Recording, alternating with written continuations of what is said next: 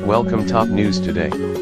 On March 31, 2016, Donald Trump tweeted out a photo of his meeting with his national security team, including foreign policy advisor George Papadopoulos, who can be seen sitting 4 spots at Trump's right. Make America Great Again Trump 2016 https://t.kawamksirujdpic.twitter.com and in 3SD, Donald J.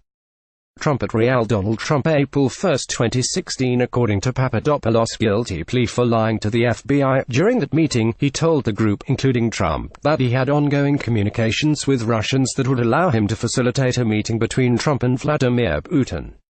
The meeting is even described in Papadopoulos' indictment. On or about March 31, 2016, defendant Papadopoulos attended a national security meeting in Washington, D.C., with then-candidate Trump and other foreign policy advisors for the campaign. Defendant Papadopoulos introduced himself to the group. He stated, in sum and substance, that he had connections that could help arrange a meeting between then-candidate Trump and President Putin. The New York Times reported that Mr. Trump listened with interest and asked questions of Mr. Papadopoulos as he laid out his proposal.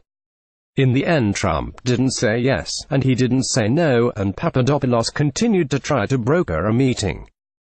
Devin Nunes RCA, the chair of the House Intelligence Committee, is supposed to be up on these matters.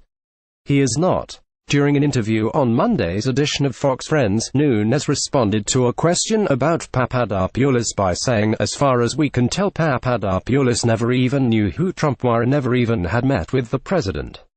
There is photographic evidence proving otherwise." Also, Trump himself admitted to meeting Papadopoulos, telling reporters in November that he doesn't remember much about the meeting. During the Fox Friends interview, Nunes also grossly mischaracterized comments Papadopoulos made in May 2016 in London that led to the FBI starting its investigation into the Trump campaign.